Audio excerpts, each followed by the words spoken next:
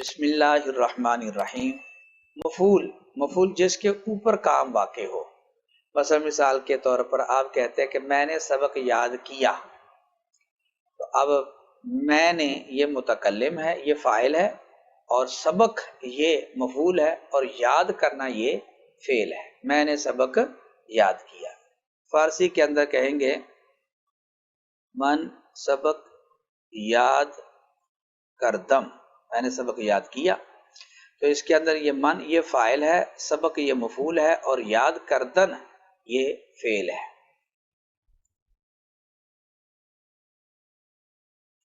آپ دیکھیں من یہ کام کرنے والا ہے، ٹھیک ہے، متکلم تو یہ فاعل ہو گیا، سبق یہ مفعول ہے کیونکہ اس کے اوپر یاد کرنے والا فعل واقع ہوا ہے، تو یہ مفعول بھی ہے، اور یاد کردن یہ فعل ہے۔ اس سے زمانہ سمجھ آ رہا ہے، زمانہ ماضی کا۔ اس کے بعد دو قسم بیان کی ہیں، لازم اور متعدی۔ یہ لازم اور متعدی فعل کے قسم ہیں۔ فعل کے دو قسم ہیں، ایک ہے لازم اور دوسرا ہے متعدی۔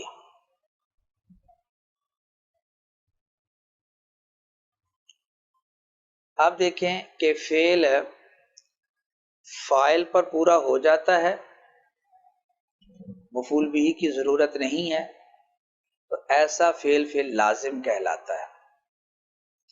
اور اگر فعل کو فاعل کے علاوہ مفعول بھی کی بھی ضرورت ہو، فاعل کے اوپر تام نہ ہو بلکہ مفعول بھی کا بھی تقاضا کرے، فاعل اور مفعول دونوں سے مل کر وہ کام اور فعل پورا ہو، تو ایسے فعل کو فعل متعدی کہا جاتا ہے۔ تو یہ لازم اور متعدی فعل کے قسم ہیں با اعتبار مفعول کے، کہ مفعول کا فعل تقاضا کرتا ہے یا تقاضا نہیں کرتا۔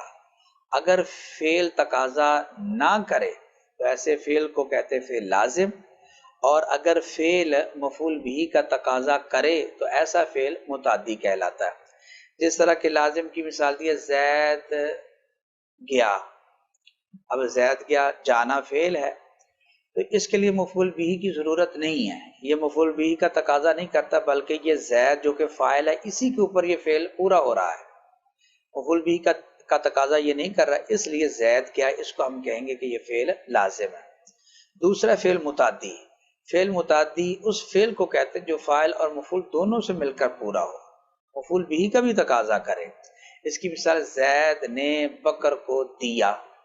اب دینا یہ فعل ہے، ہر فعل کا فاعل تو ہوتا ہے، وہ تو ہو گیا زید۔ اب زید نے دیا، کس کو دیا؟ یعنی بکر کو دیا، تو یہ مفعول بھی کا بھی تقاضا کرتا ہے، اس لیے یہ فعل متعدی ہے۔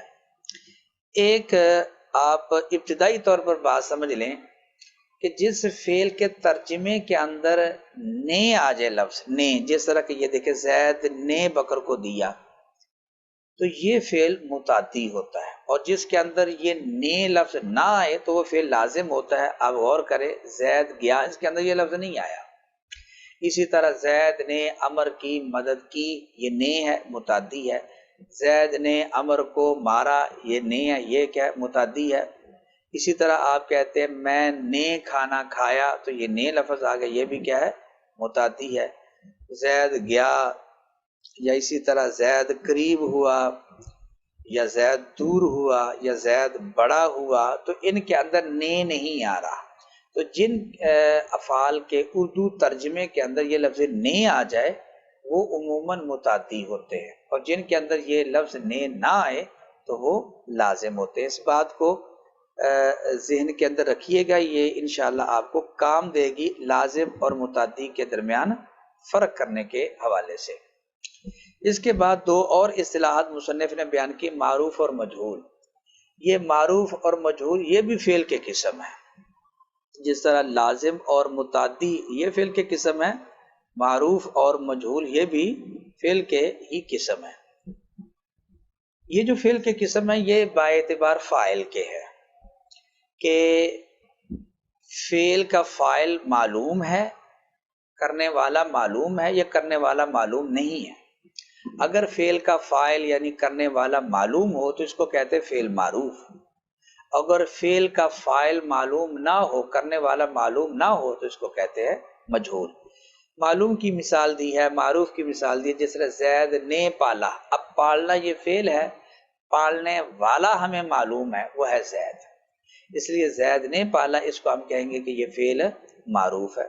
دوسرا زید پالا گیا، زید پالا گیا.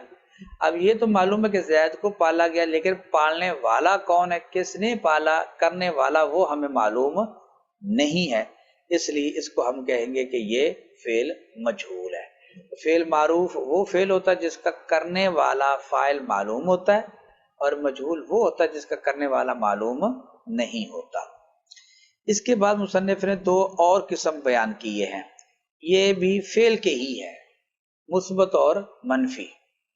فعل دو طرح کا ہوتا ہے، ایک ہوتا ہے فعل مثبت اور دوسرا فعل منفی. فعل دو حال سے خالی نہیں، دو طرح کا فعل ہوتا ہے.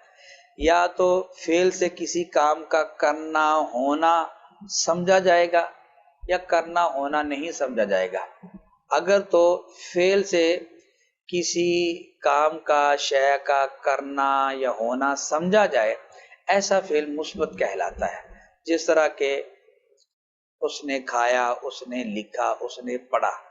تو یہ آپ دیکھیں ایک کام کا کرنا یا ہونا ہمیں سمجھ آ رہا ہے کہ اس نے کھانا کھایا، یہ فعل ایک کیا، اس نے لکھا یا اس نے سبق یاد کیا.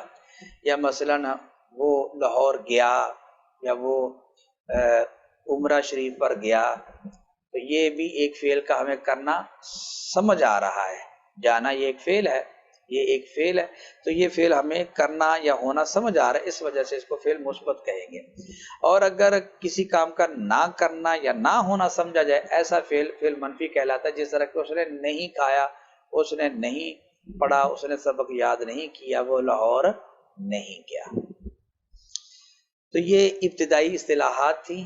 آج کے سبق کے اندر اتنا ہی. انشاءاللہ آگے ہم فارسی قاعدہ کا اور ساتھ کریمہ کو بھی لے کر ہم چلیں گے. اللہ کریم کی بارگاہ میں دعا ہے کہ اللہ تعالیٰ علم نافع، عمل صالح اور اخلاص عطا فرمائے. آمین.